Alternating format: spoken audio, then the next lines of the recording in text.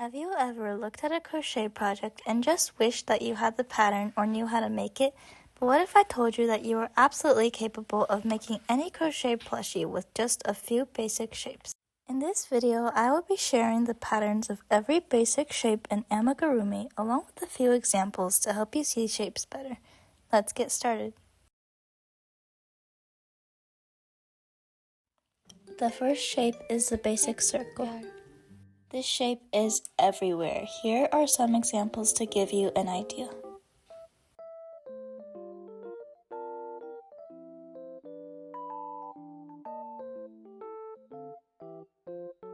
As you can see, the circle is the foundation of all crochet projects.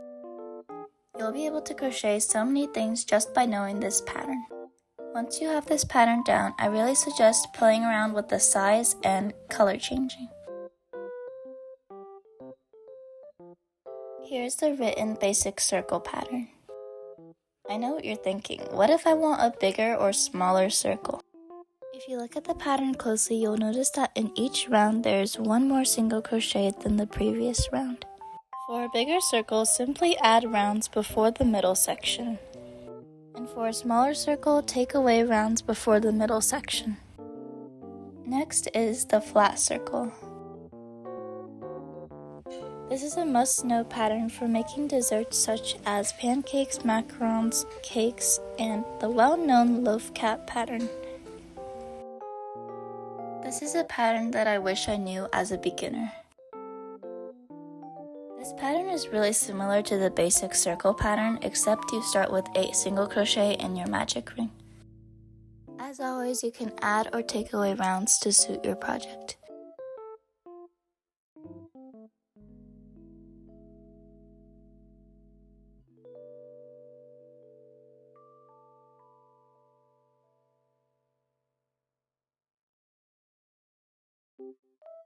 The oval or long circle pattern is another shape that is used a lot in crocheting, especially for the bodies of animals.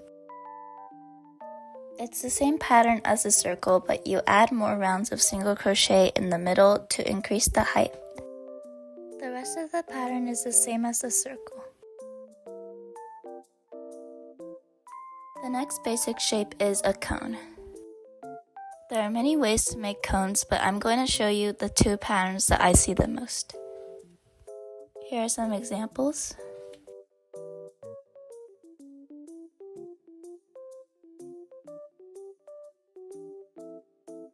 For a thinner cone, make 6 single crochet in the magic ring, then continue the rounds with 2 increases per round.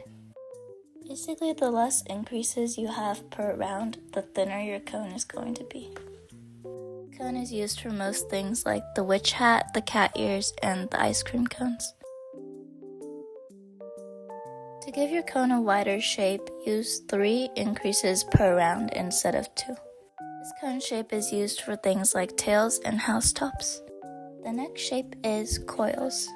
This is a fun and unique shape that can add a lot of texture to your crochet projects.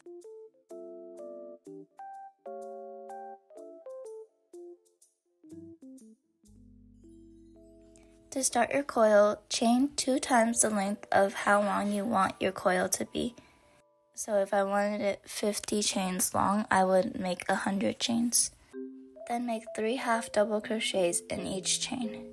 For a looser coil, do 2 half double crochets in each chain. The next shape is the flat oval. This shape is really helpful for making animal details.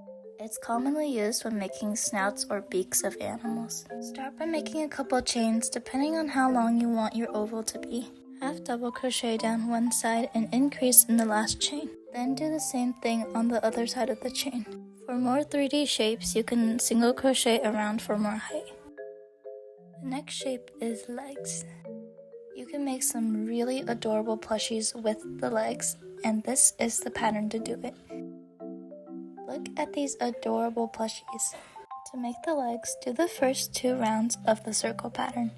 Then do 2 rounds of single crochet to add height. Make as many legs as you need. Make sure not to fasten off on the last leg.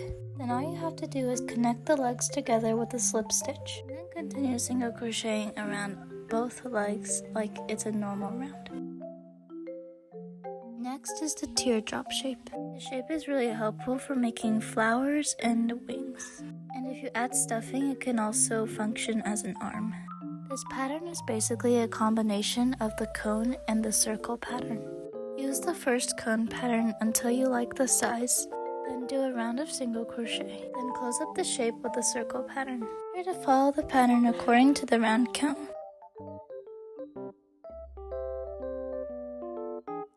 I hope you learned something in this video. Feel free to use this video as reference when you're creating your own crochet patterns or freehanding a plushie.